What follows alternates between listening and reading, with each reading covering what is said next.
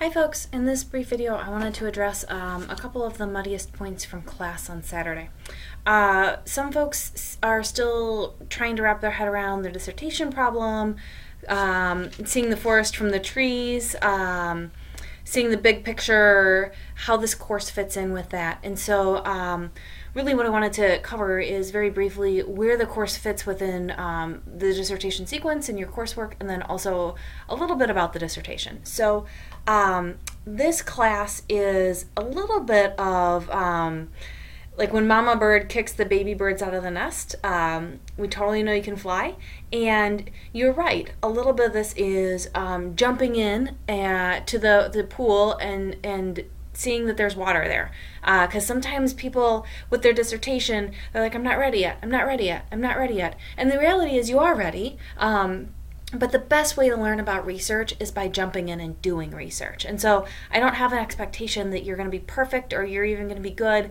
A lot of what 801 is for you to investigate and learn about different types of research methodology, different tools that you have, see how those tools may or may not fit with your dissertation, so that at 8:30 we can really start by having a very clear problem statement, research questions, and getting you starting to work with your advisor and getting a draft of the first 3 chapters. So the purpose of 801 is to get you into the pool, to get you wet, to do that pretty quickly, and to make sure that if something's going to blow up or explode or not going to be the right methodology for potentially what you want to investigate, that you find that out this summer rather than in 6 months from now or in 9 months from now when you're doing your dissertation proposal. So hopefully that helps put a little bit of context on the class.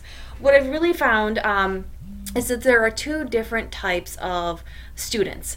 One is the student who cannot pick their idea because they've got idea 1 and 2 and 3 and this idea that's someplace between 1 and 2, and what does that look like? And so that person might be like, oh, for example, I was this student and I knew I was interested in disability and about 16 other things, including disability, but for the purpose of this lecture, I'm going to just say disability. And I had to narrow that down because disability in itself is such a broad category.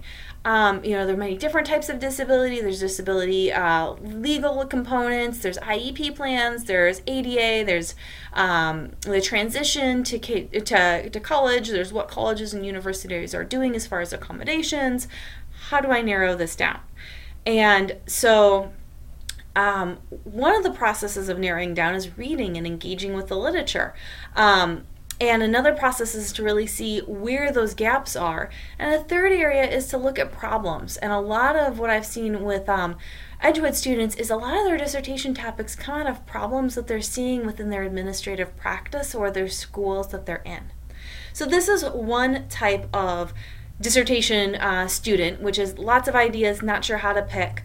A second type of dissertation student is this one, who really feels very overwhelmed and has kind of no clue. They're like, I don't know. And it's very important to remember that this is not your whole life. This dissertation is a very small part of your life for a little while. So if you're feeling like student number 2, places that you can go to find dissertation topics include theories, personal experience. You can replicate existing studies. You can modify the existing literature. You can extend existing studies. So really digging in and looking what other people are doing. The conclusions of journal articles always state next steps, areas for future research.